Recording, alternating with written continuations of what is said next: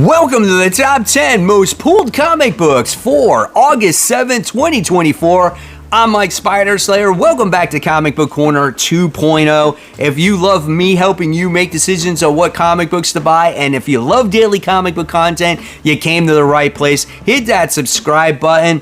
Also, if you guys want to become a YouTube member, that's right guys, a member of my channel, just go on to the main page of my YouTube channel, hit that join button, and once you do, there will be 3 different tiers that you can join from. And as low as 99 cents, you can become a member. You get early access to my videos. You get cool stickers that you can put on your comments. I most recently updated some of them with Autobot and Decepticon symbols. I even put like a Rook Exodus symbol on there. And then also you can get monthly membership badges to flex to let people know how long you've been a member for. And of course guys, it's always much appreciated, so thank you so much if you do, and thank you so much if you don't, because it's absolutely fine.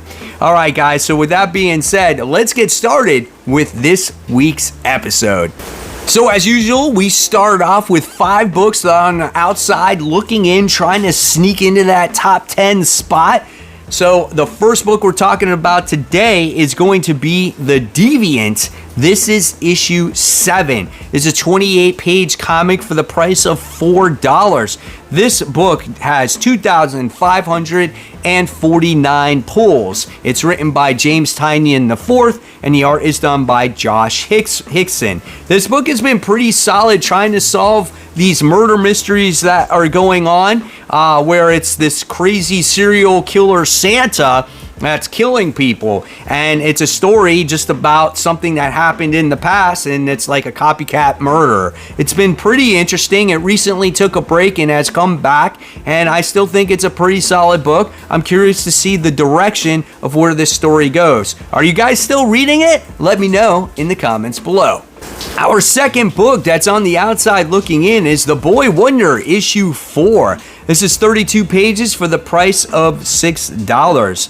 This book has 2,948 pulls. The writer and the artist is Junie Ba. This is a Black Label comic book.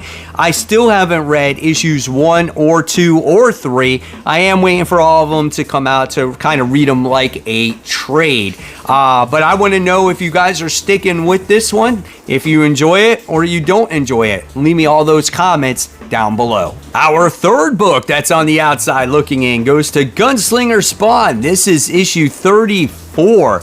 This book is $3, guys. It's written by Todd McFarlane and the art is done by Carlo Barberi.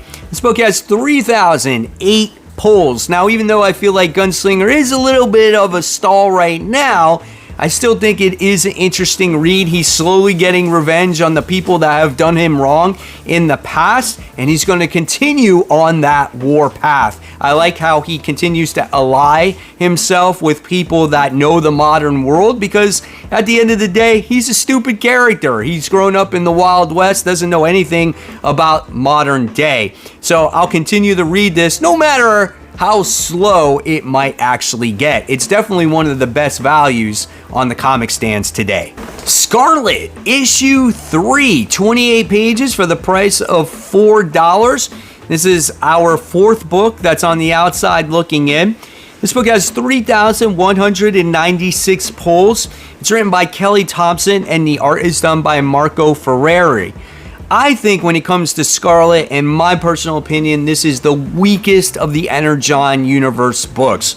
It still doesn't give you a reason why it really ties into the Energon universe, and I feel like she's kind of written more like a Black Widow character. Even though there are some good action scenes in here, I just can't find myself going, oh my gosh, I cannot wait for the 2nd issue or the 3rd issue when it's come to this series, unlike all of the other Energon universe comic books. So let me know in the comments below, do you guys agree or do you disagree? Shazam! Issue 14 is our final book that's on the outside looking in. This is a 32-page comic for the price of $4. It has 3,275 pulls. Written by Josie Campbell, and the art is done by Amuela Lapacino. I love saying her name, if that's how you say her name. Anyway, when it comes to Shazam, I have not read a single issue of this run. I couldn't begin to tell you what it's about, but it looks like Freddie and Mary turn the tide against monsters that they're fighting in this particular issue. So since we've had the new creative team, hopefully you guys are enjoying it. If not, are you going to drop it, or are you buying it just simply out of habit? Here we go, entering the top 10 and coming in at number 10, hanging on by a thread, or should I say a web, goes to the Spectacular Spider-Man issue 6. That was pretty cheesy. 28 pages, price of $4. This book does have 3,888 pulls. We have Greg Wiseman, who's the writer. Roberto Ramos is the artist in here. I love his artwork in Spider-Man comic books. I think it's very fitting. And in this comic books, it looks like we are still dealing with Arcade and Metallo in here, and it looks like we're going to get a new villain that debuts in this comic. Who is it going to be? I'm not sure. When you look at the main cover, it's got Mr. Negative. I'm not a fan of Mr. Negative, but I know I'm really much on the fence when it comes to this story, but I think I'm going to give it this story arc in the beginning of the next one if this is something that I'm going to continue or not. Are you guys still reading, or are you on the fence, or do you truly enjoy it? Grabbing that number 9 spot goes to Birds of Prey. This is issue 12, 32 pages for the price of $4. This book has 3,940 pulls. Also written by Kelly Thompson, and the art is done by Sophie Campbell. When it comes to this book, I still haven't read any more issues. That dinosaur issue kind of looked kind of cool, but I never really dove into it. And this time around, it looks like they're continuing to go to like a different dimension, and it makes them look cute. So I don't know, maybe like chibi-like characters. So if that's something you want to read, hey, that's totally fine. If you find that you're having fun with this book, totally fine as well. But for me, I'm just going to stay away from it, and I don't know. Will I read a Birds of Prey book again? Maybe just with not Kelly Thompson's run. Grabbing onto the number 8 spot this week goes to Doctor Strange. This is issue 18. Legacy numbering 444. 28 pages for the price of $4. This book has 3,967 pulls. I think the spot is very fitting for this comic book, as it does have ramifications based off of what happened on Blood Hunt. If you read Blood Hunt, you know what happened, right? So here's what it says. The Blood Hunt is over, but Doctor Strange's world has changed. What comes next for the master of the mystic arts? Is it really time to say goodbye? So I think I actually might pick this book up based off of what happened at Blood Hunt. I don't normally read Doctor Strange, but I did read the event, and I'm kind of excited to see what happens with the character. This one's written by Jed McKay, and the art is done by Pasquale Ferry. Guys, what do you think of the whole situation that happened in Blood Hunt? Do you like it, or do you not like it? I think this book is climbing up the ranks once again. Coming in at number 6, we have The Incredible Hulk issue 15. Legacy numbering 796. 28 pages for the price of $4. 4,698 pulls. This book is written by Philip Kennedy Johnson, and the artwork is done by Danny Earls in this issue. So just letting you know, we're getting a different artist. The cover art is done by Nick Klein. So what you're going to get in this book is the origin of the Eldest. This is the monster creature, the monster king, or queen, I should say, the leader of all monsters. So if you want to learn the origin of that character, which I think is integral to the series, because she's the one giving the Hulk the ultimatum, give up the monster persona, or Charlie could die, or you could die, is the story that's going on here. So I think it's very important, and I think people are going to want to read this one. So yeah, definitely pick it up, guys. Very integral part to the story, like I said. Coming in at number 6, we have Absolute Power. This is issue 2. You guys seem to like it. This one is 40 pages for the price of $5. This book has 5,028 pulls. Listen, when I read Absolute Power issue 1, felt like there was a lot at stake here, right? Superman gets shot. Amanda Waller's in complete control. The Amazo robots, or Mazo robots, I should say, are the ones that are stealing all the powers from the superheroes. And then you kind of get to see the tie-in books on what they're doing to all the other superheroes also. Very interesting story. And I want to see how Amanda Waller continues to force her iron fist on all the heroes and how the heroes actually prevail at the end. So I think this is a good event. And obviously, I think it's also going to lead into the whole Absolute universe and the whole DC All-In situation. So there's a lot of things to look forward to when it comes to DC in these next few months. So I'm excited. Are you?